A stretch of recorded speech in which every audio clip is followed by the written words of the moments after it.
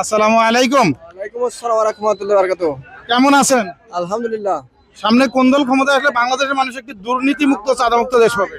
আমরা তো মুসলমান হিসেবে, ইসলামিক দল হিসেবে জামাত ইসলাম যদি ক্ষমতায় আসে তাহলে আমরা দিনের পথে থাকতে পারবো, দিনের কথা বলতে পারবো।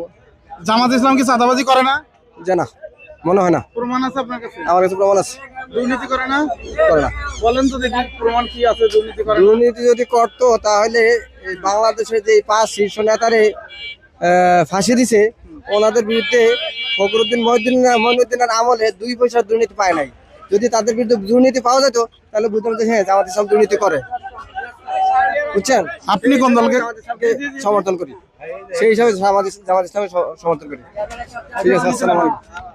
আসসালামু আলাইকুম, কেমন আছেন? ওয়ালাইকুম আসসালাম, আলহামদুলিল্লাহ, ভালো আছেন আপনি?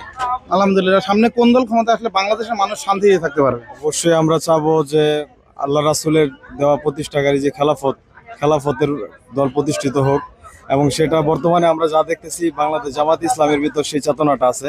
তারা আল্লাহ রাসূলের খেলাফত প্রতিষ্ঠা করতে যাচ্ছে এবং মহান আল্লাহর দিন প্রতিষ্ঠার জন্য তারা কাজ করে যাচ্ছে।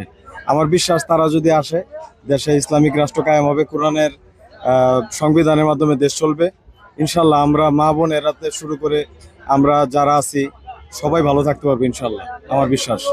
Thank you. আপনি কোনটা চাচ্ছেন? জামাতে আসবো, জামাতে। আপনি কোনটা চাচ্ছেন?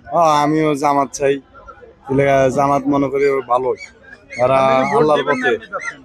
না, ভোট দিলে জামাতেরই দেবো, যেটা আল্লাহর আপনি পথে। কোনটা চাচ্ছেন? আমি জামাতেরই দেবো। আপনি? সালামু আলাইকুম ওয়া রাহমাতুল্লাহ। আমরা জামাত বিএনপি দেখেছি, আওয়ামী লীগ দেখেছি, এদেরকে দেখতে চাই না। জামাত ইসলাম বাংলাদেশ এবার ক্ষমতা আসবে ইনশাল্লাহ। ভোট জামাতকে দেবো আমরা, অল ফ্যামিলি ইসলামী।